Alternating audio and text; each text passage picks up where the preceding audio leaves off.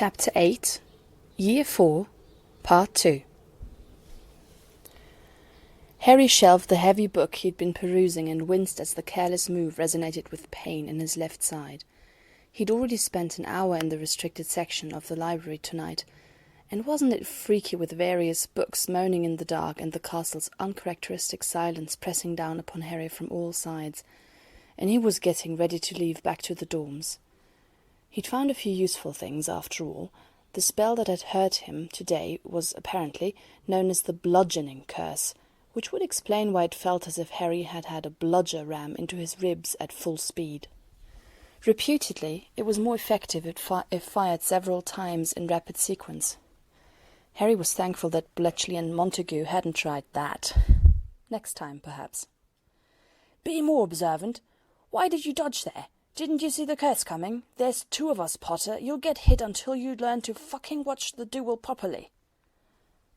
2 weeks in, and Harry's training with sixth-year Slytherins was turning out to be quite different from what he had expected. He thought they'd teach him like defense professors normally did, show him a spell, make him practice, give advice. In retrospect, he should have known it wouldn't be so easy. They didn't say, "I shall now cast Vexo on you, which will toss you violently to the ground." Instead, they simply cast it, and Harry blocked, or dodged, or ended up hurt. The sixth-year Slytherins had no compunction about landing him in the hospital wing, if that made him learn his lesson. The dislocated shoulder Madame Pomfrey had mended last weekend was testament to that. Later, Harry would trudge to the library and look up the curses they had thrown at him, going by the incantations he remembered. Occasionally he happened across other interesting spells in the books he was checking, which he would later try out on his tutors, like Morse's Apis, which produced an illusion of an attack by invisible bees. The training, while not conventional, was effective in its own way. It forced Harry to spend a lot of time studying for fear of serious physical injury.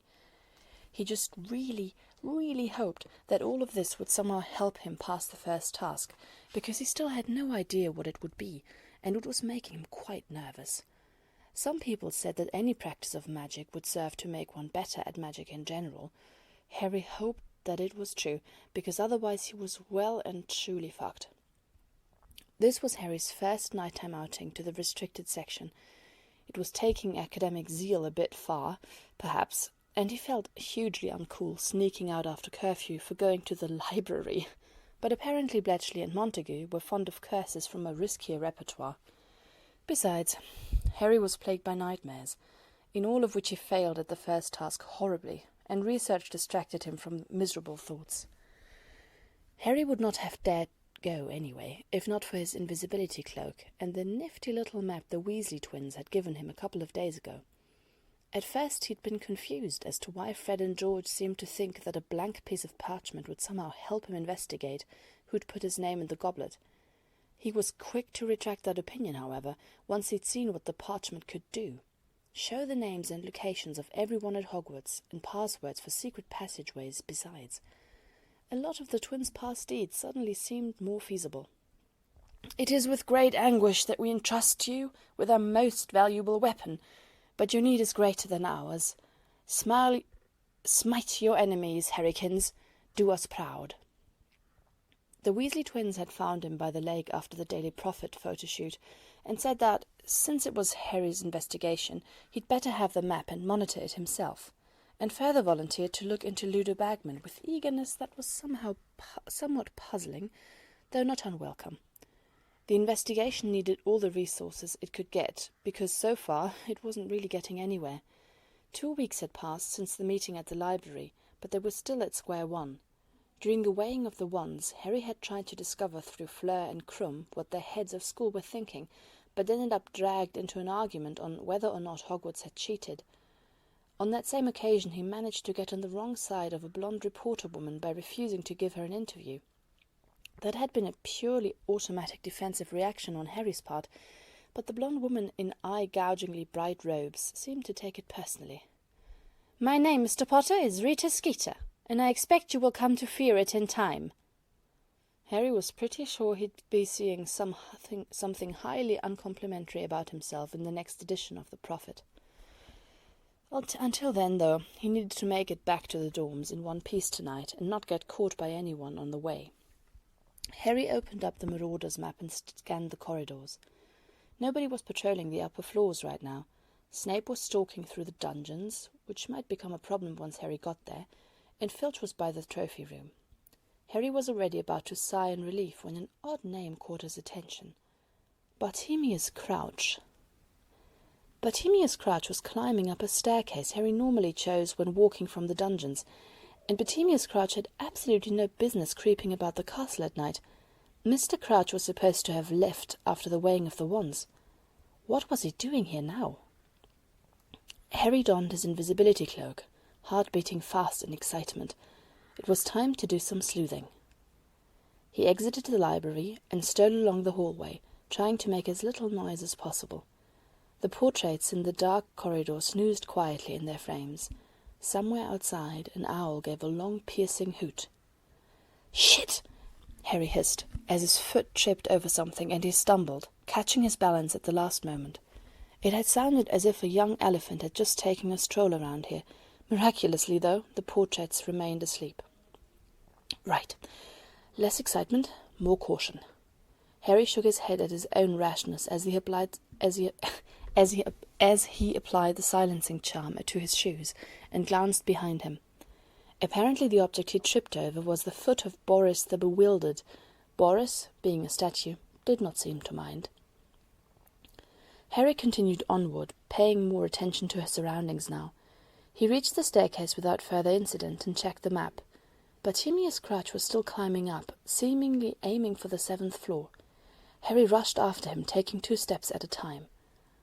Hogwarts was eerily quiet. Only the soft creaking of stones against each other disturbed the silence of the night. It was as if the castle was sighing in its sleep. Harry reached the 7th floor and checked again. Apparently Crouch was still walking along the corridor. Harry would catch up to him soon. He got off the stairs and was about to turn the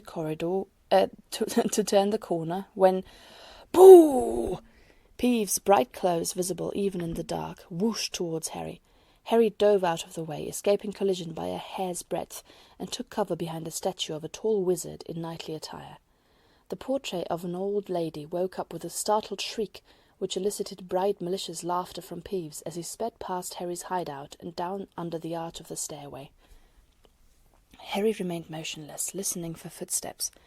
Would Crouch be coming back to check on the disturbance? Moments passed. Harry's breath evened. However, the only sounds he heard were the portrait's annoyed grumblings about inconsiderate poltergeists and disrespect for old age. He deemed it safe to continue. Harry walked swiftly in the direction where, according to the map, the dot labelled Bartemius Crouch had slowed its stride. Afraid to miss Crouch reaching his destination, whatever it might be, Harry broke into a run. In a few moments he came to a halt at a corner behind which, in the next stretch of the hallway, stood Mr. Crouch. Harry peeked around the corner cautiously. He could not actually see much, but that wasn't important since he knew that the dark silhouette in black robes belonged to Mr. Crouch. The shadowy figure stopped before a blank wall. Then it started pacing. Harry had counted the men walking before the wall 3 times when, suddenly, a door materialized where solid stones had been. Crouch entered the doorway and disappeared from sight. Moments before that, Harry had caught a glimpse of a sack the man was holding in his hand. Harry leaned against the wall, chewing at his lip. This was all really quite bizarre. Why would a senior ministry official secretly open odd passageways at Hogwarts at night? Harry waited for a bit to see whether Crouch would re-emerge, but he stayed wherever he had gone.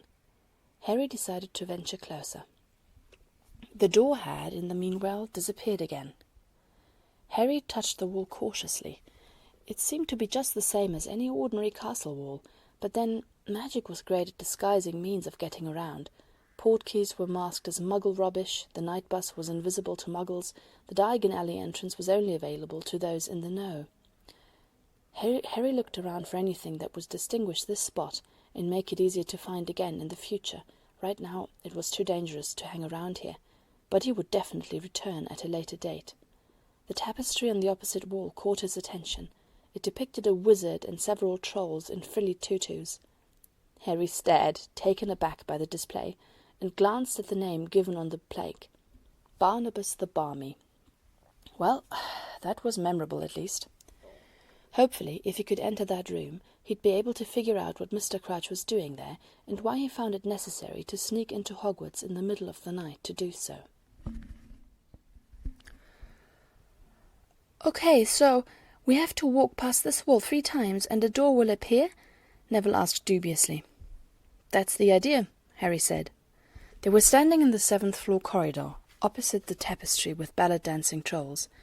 The hallway was quite empty, since it was dinner time now. Neville had agreed to miss the meal with Harry in favour of trying to find the secret room Crouch had used yesterday. Harry was sure Padma too would have jumped at a chance to have an adventure, but he hadn't seen her yet. He'd had no classes with Ravenclaws today. Blaise had shown only mild interest in the matter, while Millie had been sceptical of the endeavour, or rather, of its timing. Are you sure you aren't missing dinner because you're afraid of showing up in public after Skeeter's article? Harry grimaced.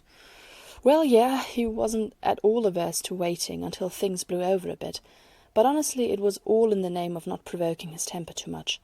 He had been faced with hostility before Rita Skeeter's article, but it sure got worse since she published her gothic tale of bullshit today, and even Cedric's influence could do little to curb it. Harry had been painted as a secretive Slytherin, a shameless attention-seeker, a parcel-mouth who had likely hoodwinked the goblet through dark magic. Skeeter had even managed to ask for Lockhart's opinion, and the man obliged her by assuring the Daily Prophet that he'd always found Harry much too eager for fame.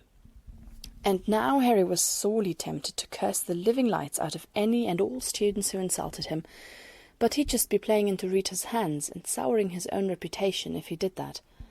No, it was best to avoid unnecessary contact with the rest of humanity tonight. Right. Harry started pacing in front of the wall, the way Crouch had done yesterday. I hope this works. However, despite the fact that Harry had walked past the wall 3 times, it remained unresponsive. What am I doing wrong? He inquired. The stone stayed silent. Neville's attempt wasn't any more successful. Maybe there's a special stone we need to step on, Harry suggested, changing places with Neville again. Barnabas the Barmy and his trolls had abandoned attempts at ballet and now watched Harry and Neville in interest. The trolls sniggered at their continued failure. Harry glared. "You need to think of a place, dear boy," Barnabas the Barmy said in a wheezing voice. What place? Harry asked, frowning. "The one where you want to go, naturally," the wizard answered. But that was the end of their conversation, because the trolls got bored again and resumed their attempts to hit Barnabas with their clubs. Harry and Neville exchanged glances. Neville shrugged. "It's worth a shot." Harry paced again, concentrating on his desire to see the room Mr. Crouch had summoned yesterday. "Maybe it needs to be a particular place," Neville suggested, when it became clear that no door would be forthcoming. "Like, maybe you need to know exactly what you want to see. Let me try." Neville wandered to and fro before the wall, face scrunched up in concentration, and then, suddenly, "Hey, I think you've done it!" Harry exclaimed. Indeed, a door materialized where a blank wall had been. Congratulating each other profusely, Harry and Neville rushed to open it to see. "Your greenhouse?" Harry asked, nonplussed. It was the first place I thought of," Neville said. He beamed again. "It worked, though. It looks exactly like my greenhouse. Look, even my honking daffodils are here. And my flitterblooms. Wait, how is this possible?" "I don't know," Harry said, intrigued. "Is it really identical to your greenhouse?" Neville nodded vigorously. "Yep. Do you think this place can become absolutely anything? Hey, how about you show me the Slytherin common room?" They stepped out of the room and waited for the door to disappear again. Then it was Harry's turn to pace. He focused on the image of the common room. "Look!" Neville cried. "It's there! It worked! Let's check. Is it the same?" Harry stared around the room in amazement. It was as if the Slytherin common room had moved to the 7th floor. Even details Harry wouldn't have consciously remembered were present, like the intricacies of decoration. "Yeah," he said, still stunned. "It's the same." Not the most cheerful place, is it?" Neville ventured, looking around warily. "Quite dark and all." "Don't know. I like it." Harry shrugged. "Me too," said a serene voice from behind them. Harry whirled around to see a blonde girl with long hair and odd, protuberant blue eyes. There was a Ravenclaw crest on her robes. "I like that it is so green, you know," the girl went on to explain. "If you don't mind me looking?" Visibly perplexed, Neville moved aside and let her pass through the doorway. "Wait a second," Harry said, closing the door. "What are you doing here? Were you spying on us?" The girl's large eyes opened even wider. "Oh, no, I was simply passing by. But it is very interesting that you made a room appear out of nowhere. Do you do it often? It must be very useful." "Sorry," Neville said, "but who are you?" "I'm Luna." She absently fingered her pinecone necklace, peering further into the room. "Luna Lovegood." "Nice to meet you," Neville replied, clearly on autopilot. "I'm Neville Longbottom, and that's—" "Harry Potter, yes." Luna nodded gravely. "The Quibbler did a feature on you last month. Is it true that you used to sing in Beijing opera until you were 9? What? Harry choked on his next breath and stared at the girl. Neville snorted a laugh. "Acting is an honourable profession," Luna said approvingly. "Don't be afraid to confess to it. And you can make dolls appear. That is very good." "Luna, I've never even been to Beijing Opera, and I don't make dolls appear, okay?" Harry cut in, exasperated. "So please don't go around telling people these things." There were enough rumours circulating about Harry as it was. "And this place is supposed to be a secret." Luna turned to look at him in interest. "Really? From whom?" "From everyone," Harry said. "Why?" "Because we're secretly investigating," Neville began. "That's a secret too, Nev," Harry reminded him hurriedly. "Oh, right," Neville murmured, biting his lip. "Don't worry," Luna said seriously. "I will not turn you in. I don't believe the bad things people say about you." "Because he used to sing in Beijing Opera?" Neville inquired, grinning. "I have never sung in Beijing Opera." "No, but people say bad things about me too," Luna said calmly. She completely shattered the fleeting semblance of normality, however, as she continued. "Besides, it is obvious to anyone that the goblet ceremony was the initiation of the Ruthven conspiracy." Harry stared. "That's good," he said at last. This Luna girl was balmier than Barnabas, but hopefully one could negotiate with her. "How about we make a deal? We tell you about this room, and you don't tell anyone about it." Luna appeared to think it over. "So it will be our secret?" "Exactly," Harry agreed. "It will be our secret." Luna beamed and clapped her hands. "Wonderful! I've always wanted to have a secret with somebody. It's almost like having friends." Right. What did one say to that? Harry glanced at Neville, but the other boy remained silent. He seemed less amused now, and his smile had turned sympathetic. The ensuing discussion revealed that Luna had actually come across this room once before. It had looked very different then, and in it Luna had found things her classmates had hidden from her. Harry did not like the sound of that. It seemed that not only was Luna odd enough to not have made many friends, but some people were actually bullying her. Harry had always held great distaste for bullying. It came with having been bullied for years on end, and he knew that Neville felt the same. Even though Harry still thought that Luna was completely crazy, she did not deserve to be picked on for being different. Harry resolved to his Ravenclaw friends about this. Besides, the girl was quite harmless, and, on second thought, rather entertaining with her wild, off-the-wall notions. For a while there, Harry had almost forgotten to worry about the looming first task. "Hello, Draco," Harry said in a fake cheerful voice several days later, settling across from the blonde at his study table in the common room. "How are you on this sunny day?" Malfoy narrowed his eyes. "What do you want, Potter?" Other Slytherins turned to them in mild interest.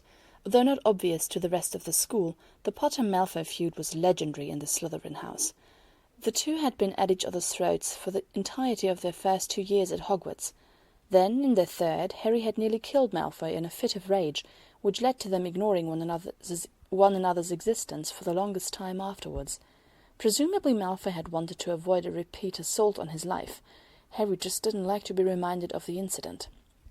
Things evened out a little by this year, and it was odd that Harry felt almost relieved to go back to trading barbs with Malfoy, but maybe he and Malfoy needed to be in a bit of a state of conflict to maintain cosmic balance or something. Either way, prefer as Harry did the current state of affairs, he was not at all impressed by Malfoy's latest endeavour. "Well, Malfoy, I was reading the news this morning, and imagine my surprise when I came across an article about myself that you had been interviewed for," Harry related in that same friendly voice. "You know, the one about me being out of control and a danger to others."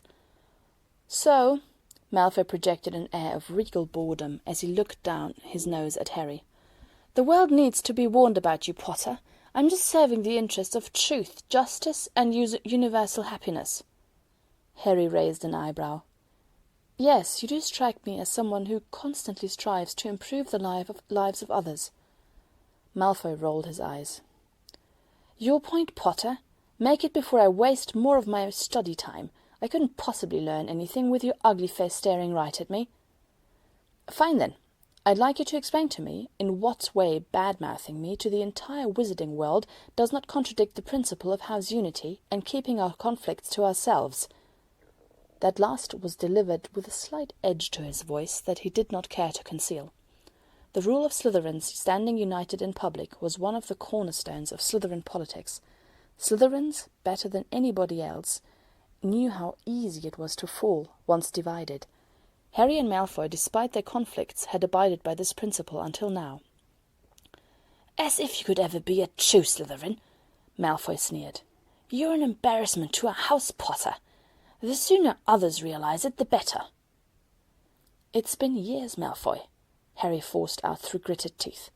"You've lived with it until now. What tipped the scales? What exactly—" "Because nobody else will do it," Malfoy hissed venomously, suddenly leaning towards Harry across the table. "They're just overjoyed to have a Triwizard champion in our house, never mind that it's you. They're spending all this time on you, training you, like you're worth something. Only I seem to remember how fucking upset you were to get sorted here." "People change, Malfoy," Harry answered, trying hard not to shout. "I've changed. They've changed. Only you are stuck the hell back in first year, or maybe in the fucking Middle Ages." They remained still for a few heartbeats, standing nose to nose, and Harry didn't even know when they jumped to their feet. Shaking his head, Harry flopped back onto his chair. Malfoy sat down too. "You think people have changed?" the blonde said, an unpleasant smile on his lips. "You think people like you now? You're in for a rough awakening, Potter. You're popular because you've weaseled into the tournament, but you can never become one of us." "Can't I?" Harry muttered. "We'll see." A week later, Harry, Blaise, Hermione and Padma sat in the hidden room, as they termed the place, Harry and Neville had discovered. It proved to be infinitely more convenient for holding secret meetings than the library, where they were always in danger of being overheard, and the hidden room had the added advantage of providing really comfortable seating arrangements.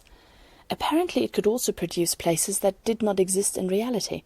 Padma had simply requested a good place for holding a meeting, and the room had obligingly presented them with nice beige couches, a few low tables to put their notes on, and even a window, which had to be fake, but it was nice to have anyway.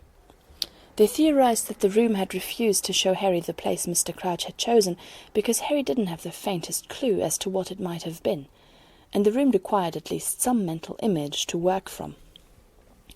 Currently Harry was doodling on a piece of parchment as he listened to his friends give updates on the suspects in their investigation. It had been a long day in a week of long days. Harry was making progress in his training with the Slytherins, but it wasn't fast enough. He wasn't fast enough, and the first task was approaching, and most questions were still unanswered, and sometimes Harry just got so tired of it all. "Madame Maxime seems to be in the clear," Padma was saying. I mean, no criminal record, no scandals, no juicy detail. The only thing that might be of interest is that she is way too tall for a normal woman, so she might be part giant." Padma gave a quick one-shouldered shrug and smiled, eyes sparkling mischievously. "I don't think it matters, though. Nobody with that sense of style could possibly be a bloodthirsty monster. I mean, have you seen that pelerin? I want one." "Get your parents to buy it for you," Blaze advised lazily from his sprawl on a different couch. "Ah, and then Parvati will demand the same, and I won't be unique anymore. Do you have any idea how hard it is to become a fashion icon when you have a twin sister?" "No, but could we please get back on topic?" Hermione interrupted icily. Padma rolled her eyes and leaned back against the sofa. Her long dark hair caught light fetchingly as she moved, giving Harry an odd urge to touch it and check whether it was as silky as it appeared. Instead he doodled some more. The stick figure he'd drawn did not resemble Padma in any way. "Professor Moody seems to be fine too," Hermione stated, shuffling through her notes. "He was an Auror for a very long time before retiring, and caught a lot of dark wizards. He's got all kinds of distinctions for service to the government. He was apparently really big in the war. I couldn't find anything at all incriminating on him. Really, dark wizards should be making him a target."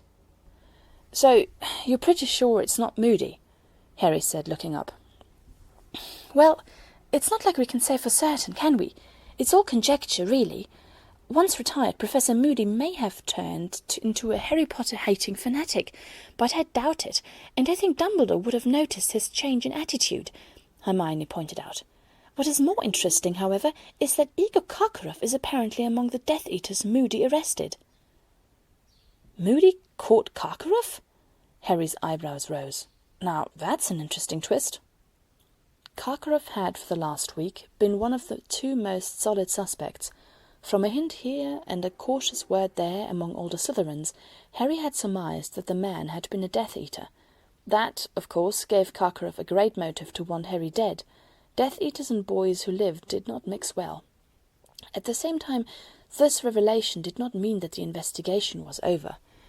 Harry had spent over 3 years in Slytherin, where a lot of kids with Death Eater ties resided, and he knew that after Voldemort's fall, the general Death Eater trend had been to pretend that they'd never supported the Dark Lord.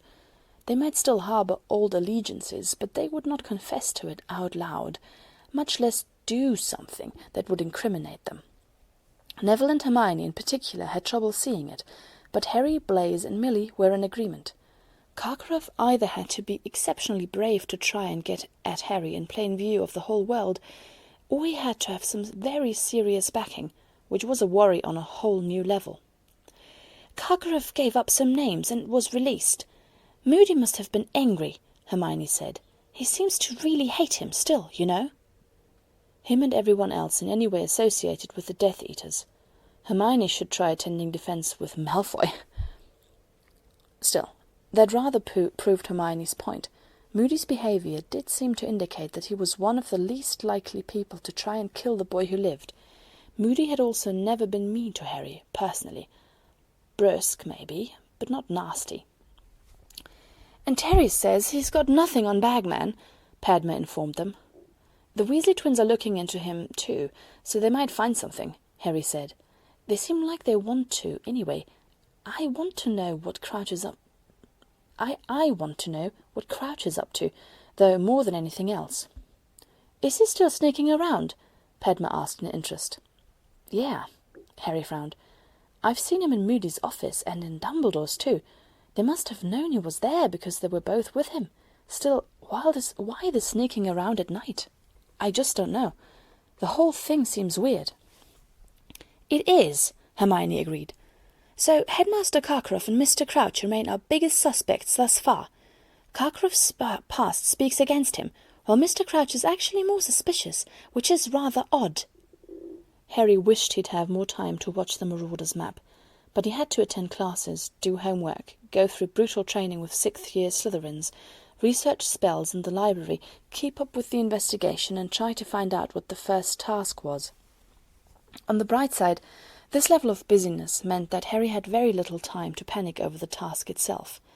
Still, his nagging anxiety was beginning to turn into a state of controlled panic, since he was no closer to discovering what might be demanded of him in just a few days. He knew he couldn't go into the task blind. Other champions might have enough talent to do so, but Harry needed to prepare, and duelling with older students might very well not be enough. The only transferable skill he'd acquired, Hermione's phrasing, not his, was that these days he picked up new spells faster. Fuck knew if that would help any. According to Anthony, the tasks had varied greatly throughout history, and they might have changed in modern times since the tournament had not been held in so long. The point of the first task was usually to obtain a certain object.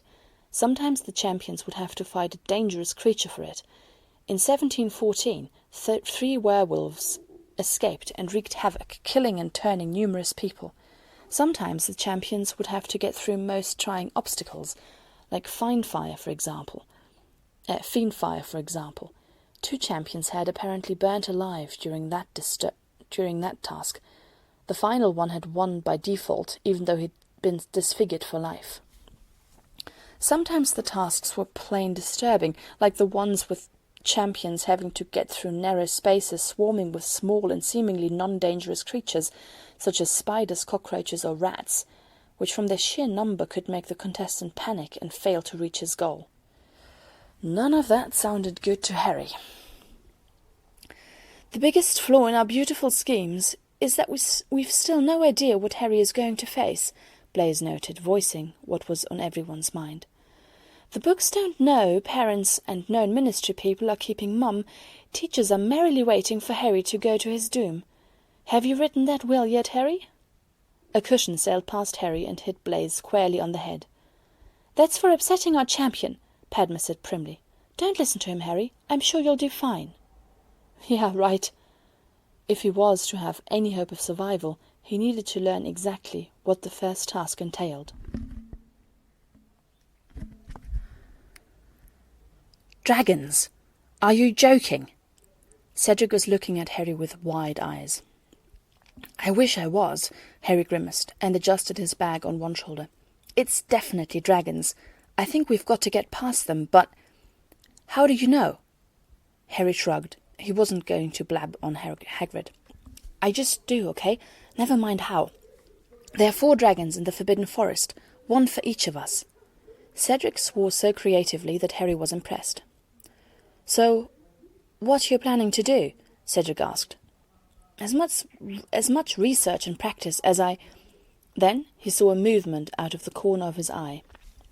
He swallowed the rest of his phrase and made a shushing gesture at Cedric, but it was too late. Professor Moody emerged out of a hidden alcove. Potter, Diggory, he said gruffly. Good day, sir, Cedric murmured. Harry tried to maintain an impassive face, but he was pretty sure the ex-Auror had overheard their little discussion, which was quite illegal under the tournament rules. Potter, you come with me, Moody ordered, confirming Harry's thoughts.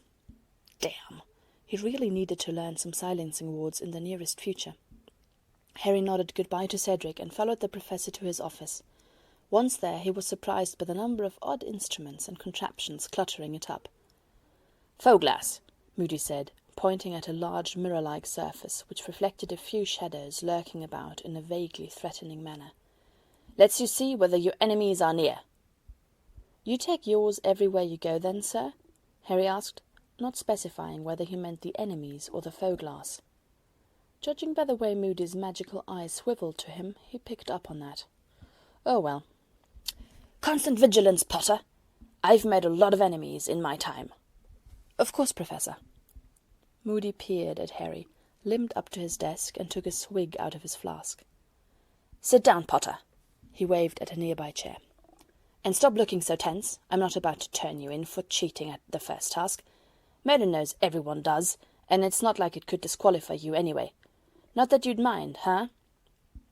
Harry nodded, keeping his expression bland.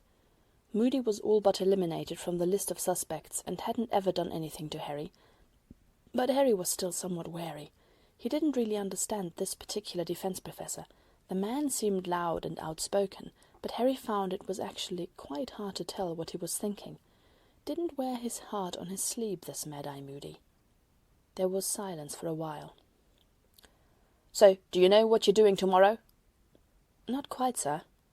He'd done some research last night after Hagrid had shown him the dragons, and Hermione and Anthony were in the library at this very moment. Harry's mind kept turning to the last time he'd had to battle a magical creature, the basilisk in second year. Both dragons and basilisks were huge, scaly beasts. The basilisk's weak points were those not protected by his hide, such as eyes and mouth. Harry couldn't help hoping that there were some parallels here he could exploit. "Ha! Well, if I were to give you any advice, it would be to play to your strengths, because all other champions will, and their strength is significantly greater than yours, Potter. Diggory is a stellar student, Delacour is not all looks, and Krum is not all brawn. There is a reason why they were picked as champions." Harry remained quiet. He could think of a few sarcastic remarks he could make, but he didn't really think it was wise to do so while he was alone in an office with a trigger-happy ex-aura. "Play to your strengths, Potter," Moody repeated, taking another hearty swing from the flask. "That's the best advice anyone can give you at this point." "Well, are dragons related to snakes?" The professor stared at him. "You were thinking of trying to speak to them in Parseltongue?" Sir Moody had read Richard Skeeter's tales of Harry's horribleness, but he could connect the dots so easily. Rita took great pleasure in pointing out that Harry was a Parselmouth in addition to being a shady Slytherin. "I was just wondering, sir." Moody chuckled. "Well, talk of novel approaches. No, lad, I'm afraid it wouldn't work. But I was thinking of your more ordinary talents. What are you good at?" "Potions," Harry said dryly. "Defense against the dark arts. Quidditch." "Now think on that." It was Harry's turn to stare, and not only because the professor was coming too close to telling him how to deal with the dragon, but also, "You think I should try to outfly it, sir?" "They tell me you're pretty good on a broom, lad." Harry considered it. He was quite talented at flying. Slytherin's Star Seeker, he'd never lost a match to date. Could he outfly a dragon? Maybe. When talking to Hagrid, Charlie Weasley had said that they'd need to get past the dragon, not to fight it, and that dovetailed with the other first tasks Anthony had told Harry about. Chances were he needed to get past the beast to find a certain object. While it did not sound any more pleasant than trying to get through Fiendfire, at least the dragon might have points of vulnerability. If Harry's theory on similarity with basilisks stood, that is. Harry felt a wave of relief. Perhaps with Moody's suggestion and his own half-baked ideas, he'd be able to come up with at least a semblance of a viable plan for tomorrow. "It's very kind of you to counsel me, sir. Except that I don't understand why you are doing it." It remained unsaid, but Moody must have understood the sentiment behind Harry's words, because his face twisted into an ugly grimace. "Dumbledore brought me in this year so I could help to protect his students, and tomorrow you're going up against a full-grown dragon because someone's put your name in the goblet. Doesn't sound too safe to me, lad, and I don't think the Ministry's stuck-up rules are worth risking your life over." Harry could drink to that. "I see, Professor." "Well," Moody gave a cough. "Best of luck then, Potter." "Thank you, sir." Luck he would certainly need, but relying entirely upon chance was not Harry's preferred modus operandi. Hopefully he'd learn at least something useful with his friend's help until tomorrow. Harry walked out of the tent, wand at the ready, head high in the air, eyes alert on the dragon. He'd be lying if he said he wasn't terrified out of his mind, but thankfully no one was asking. The people in the audience were staring at him and shouting something, but Harry couldn't really see or hear them in the state he was in. He was almost dizzy with adrenaline. The tournament is not as dangerous as it used to be, but accidents can still happen. None of the tasks are to be conducted in a particularly controlled environment. Like hell he was going to let this kill him. Accio Nimbus 2001.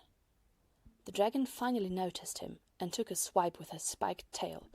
Harry dove to the side, running for cover. He needed to get a good spot now, so that he could put phase 2 of the plan into action. Harry dodged again, slipping on the rock. He hit his knees hard, but felt no pain. He hid behind a large boulder, and the Hungarian horntail seemed to lose sight of him momentarily. Harry aimed his wand and concentrated. "Conjunctivitis in rogo!" For a moment, nothing seemed to happen, and Harry's heart sunk. He'd be fried like a fucking marshmallow here. With a soft whooshing sound, his nimbus appeared before him. Harry threw a leg over the broom and shot up in the air. Rising on its hind legs, the dragon lunged straight for Harry. Harry swerved, narrowly avoided a jet of flames, then another, and careened sideways away from the dragon. Judging by the beast's movements, the conjunctivitis curse had taken only partially. The dragon could not see Harry well, but still well enough to pursue him. Okay, plan not working. What now? Recklessly, Harry dove for the eggs, singling out the golden one he was meant to snatch away. But another wide swipe of the dragon's tail nearly threw him off his broom. Fuck this aimless flying. Time for some drastic action. Pushing his broom to the limit, Harry sped upwards, flying right at the dragon's head. Like the basilisk, he thought disjointedly. I can do this. It was difficult to aim while swerving around on his broom in a mad dance with the dragon's flames, but Harry was persistent. Morsus apis! The spell hit the dragon on the right eye. Hurriedly, Harry shot another, this one at the left, and dashed to the side. Eyes were a dragon's vulnerable spot, just like the basilisks.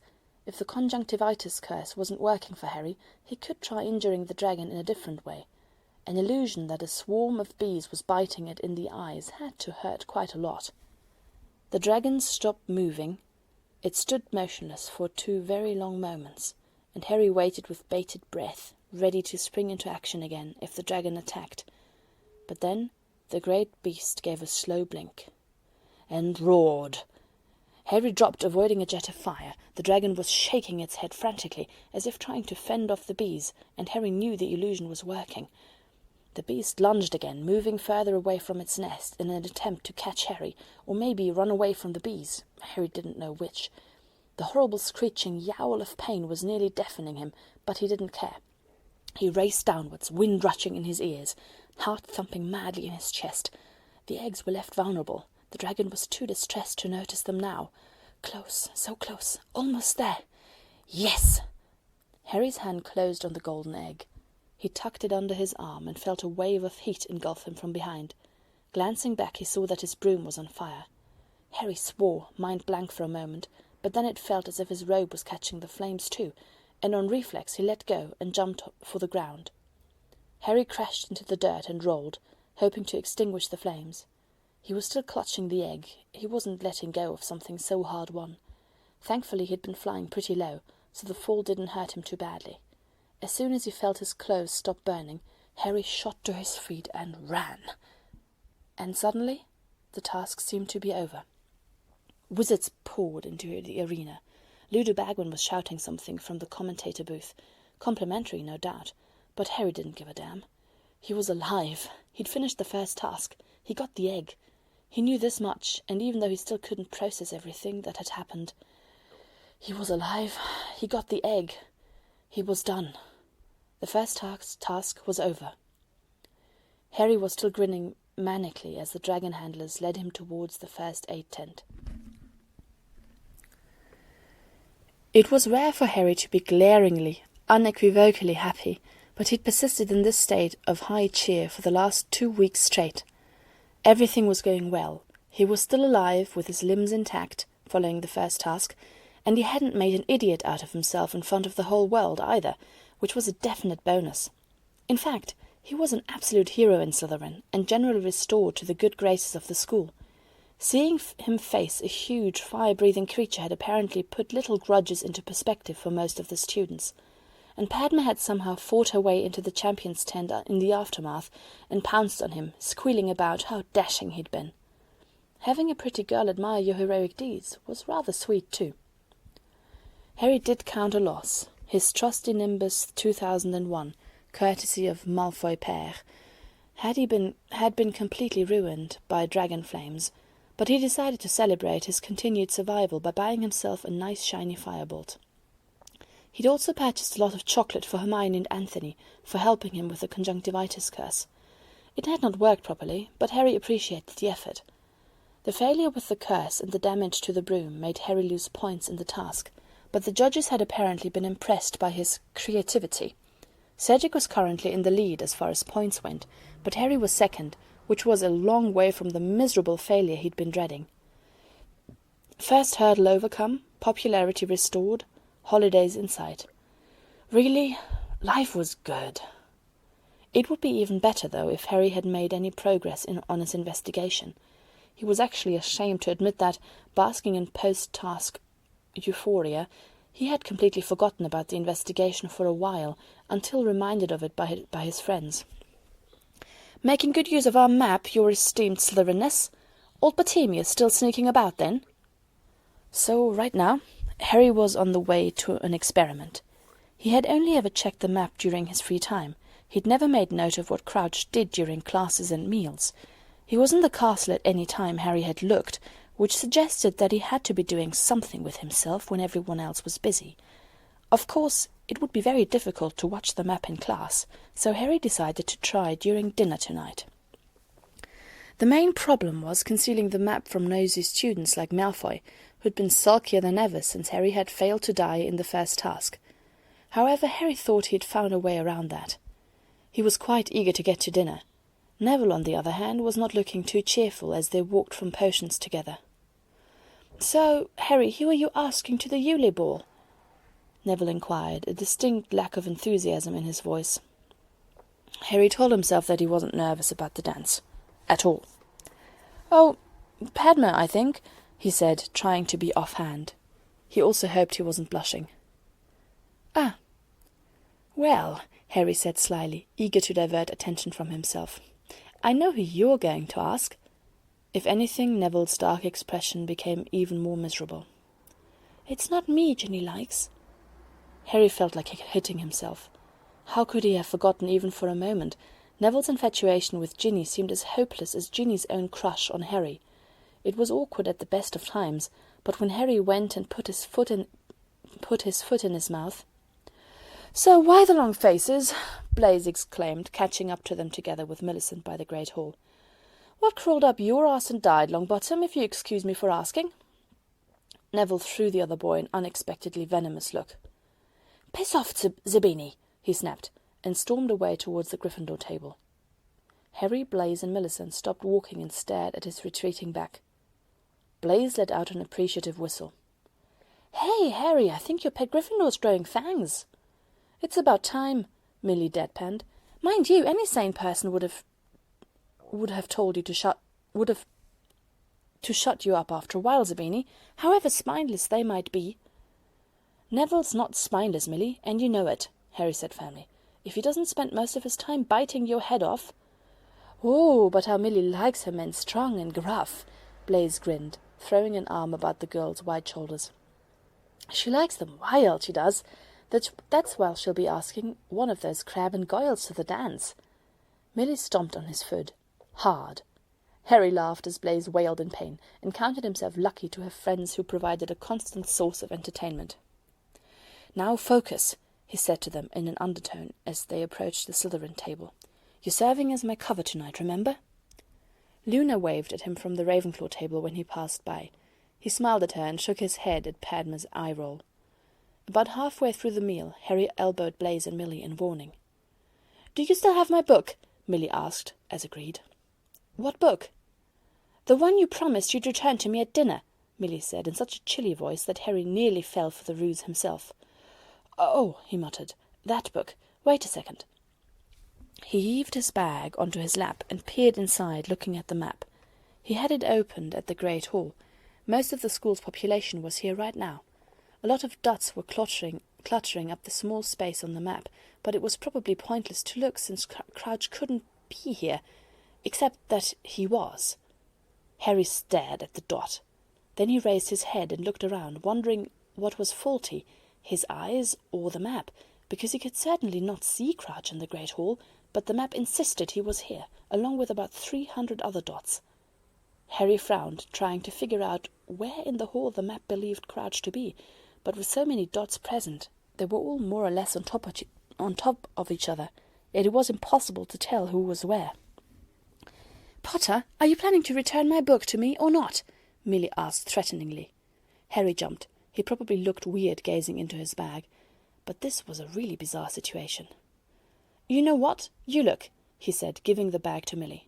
2 heads better than 1 and everything. "Just confess you don't have it," Blaise advised. "Spare yourself a lot of pain later."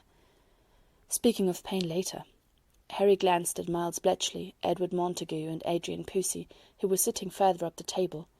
His training sessions had been temporarily suspended by silent agreement, and Harry wasn't sure whether they would start up again over the Christmas holidays. Most of the school was staying to attend the Yule Ball, after all. Besides, there was also the question whether or not Harry should get them Christmas presents.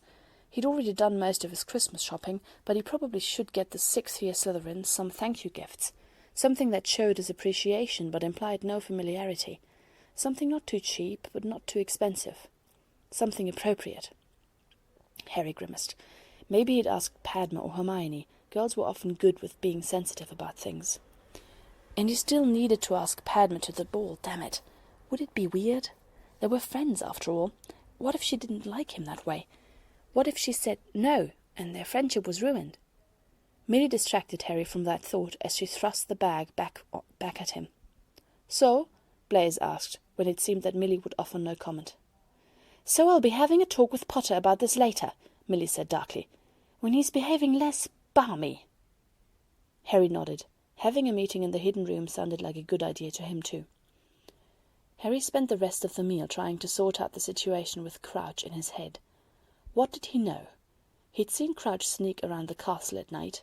The man had been doing something in the hidden room, which could have turned into anything, from a potions laboratory to a nuclear power station, though he doubted that it was the latter. He'd also seen Crouch in Dumbledore's office with Dumbledore, and in Moody's office with Moody. That suggested that they at least were aware of his presence. Then there was the fact of Crouch's invisible presence at dinner. Invisible?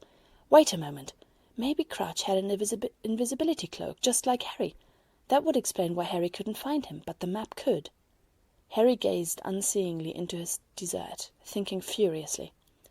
If Crouch operated under an invisibility cloak, there were 2 main options. Either he was hiding from everyone, including Dumbledore and Moody, in which case he might be spying on them for the Ministry or something, or else he was there with their approval and sanction, maybe conducting an investigation in secret too. Hell, he could be doing the same thing as Harry, and covertly trying to discover who had put Harry's name in the goblet. There were a lot of possibilities there. Harry thought back to Mr. Crouch and frowned. He'd seen the man twice, once at the initial goblet ceremony, and again after the first task. Harry couldn't say that Crouch came across as the kind of man likely to sneak around under invisibility cloaks, tempting adventure. Still, the evidence was there. Respected, boring-looking ministry official or not, Crouch was covertly operating at Hogwarts. Harry just needed to find out why. Great hall doors opened slowly, revealing the crowd congregated inside. Harry stepped in with Padma on his arm, trying to ignore the stares. Such was the Yule Ball tradition. The champions made a grand entrance into the ballroom once everyone else was already waiting. Victor and Hermione were walking in front of Harry and Padma. Victor was used to spotlight, but Hermione was terrified of tripping on her dress or ruining her hairstyle. Harry could tell. Padma, Fleur and Cho, on the other hand, revelled in the attention. "Relax, Harry," Padma said out of the corner of her mouth, which was fixed in a bright smile. "It's much more likely that you'll make an idiot out of yourself if you're nervous." "Thanks, that makes me feel loads more confident," Harry snapped back, but bantering with her did make him feel more at ease. Thankfully, the long walk to the high table ended and they took their seats. The Triwizard judges and the champions were all present, except for Mr. Crouch. His place was for some reason taken by Percy Weasley. "Mr. Crouch entrusted me with standing in for him," Percy explained pompously, once they had ordered their meals. "You work for him, then?" Harry asked, thinking through possible lines of questioning. "I am his personal assistant," Percy answered in a tone that suggested he was the most trusted pupil of Merlin. "I see," Harry said, trying to appear impressed. "And what's it like, working at the Ministry just after finishing Hogwarts?" Just after you finish Hogwarts?" Cedric asked. "My dad kind of expects me to join him after I graduate." "Indeed," Percy said, What department do you plan to work in?" "Well, my dad's in regulation and control of magical creatures, but there's no way I'm doing that," Cedric stated resolutely. "If I had doubts, dragons and scroots have cleared them up for me." Harry snorted. Percy cleared his throat. "Well, it very much depends on what department you join. I was lucky with my boss, but I have heard tales from the less fortunate." Harry sighed. It seemed that Cedric had hijacked Percy for the time being. Harry turned his attention to his date, but Cho and Padma were engrossed in a hushed conversation about Hermione's makeover, her dress, and Krum. Both girls were apparently shocked at the fact that Hermione and Krum as much as knew each other, although they counted quite a few instances when both had been seen in the library at the same time. "How very typical of Granger to find a date in the library, isn't it?" Padma noted. "So tragically cliched." "I don't know her at all," Cho confessed. "She seems a bit—" "Uptight?" Padma suggested. "If not for Longbottom, she'd have bored herself to death a long time ago. Mind you, I think it's quite unfortunate of Longbottom to take Ginny Weasley to the ball. He's a sweet boy, but he seriously needs to get over her, because it's getting old." Harry happened to disagree, in that he was really glad to see Neville happy. He positively glowed as he sat next to Ginny Weasley. The only problem was that Ginny did not seem to enjoy herself nearly as much as Neville, unless this distance was playing tricks on Harry's side. And Harry really hoped that one day Padma and Hermione would get over their dislike of each other, because that was getting really old too. Right now Hermione was teaching Krum how to pronounce her name. "Hermona," Krum recited obediently. "No, it's Her-my-o-ni," she corrected. "Hermi-o-nini," Krum repeated.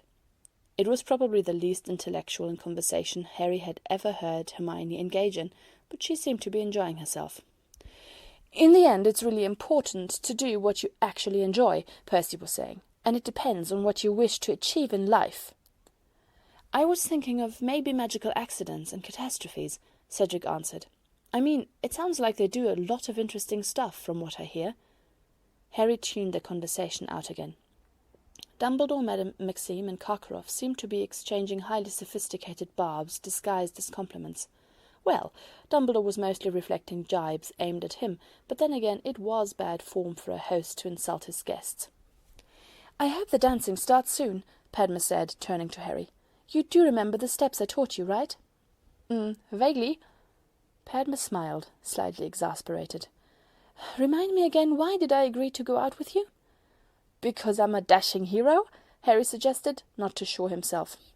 "Fame isn't everything, Mr. Potter," Padma said, and then added dramatically, after a moment's thought. "You cannot buy my affections." "That's right, I can't," Harry agreed. "The amount of sweets and jewellery you require could clear the debt of a small third-world country." Cho snickered. "The concept of romance is completely lost on him," Padma explained to her. "Besides, he's really very rich, so I don't know what he's complaining about. It's not like the bracelet I asked for was that expensive, and I did reconsider that necklace." Harry could distantly hear Fleur relating to Roger Davies the particular ways in which Beauxbatons was superior to Hogwarts. Davies was lapping it up with a vacantly adoring expression on his face. Fleur, on the other hand, seemed to be getting progressively more irritated with his monosyllabic replies. "We have foie gras and champagne for breakfast," Fleur snapped in a voice that clearly called for Roger Davies to grow a brain and contradict her. "The statues at Beauxbatons have been made by Benvenuto Cellini. Ah, what would you know of art? Marie, Queen of Scots? She graduated from Beauxbatons." "Yeah," Davies agreed, eyes glazed with lust. The way Fleur gripped her steak-knife made Harry mildly concerned for Roger Davies's health. Percy and Cedric were still talking. Harry tried diverting the subject, but it was a vain attempt that could only distract them for a few moments. Percy seemed eager to talk about his boss, though. Harry could catch him later during the night and grill him in a more informal setting. When the time came for the champions to open the dance, Harry was very nervous, and he probably stepped on Padma's feet at least twice, but he tried his best to remember the simple steps she had taught him. Thankfully, once the rest of the public joined in the dance, the champions' blunders became much less obvious, so Harry could relax and enjoy the evening. Apart from talking to Percy, it was all fun and frolics from there. needling Blaise, who was crushing on Fleur, laughing at Ron Weasley, who had no date, and finding a moment alone with Padma, who was her usual charming, impossible self.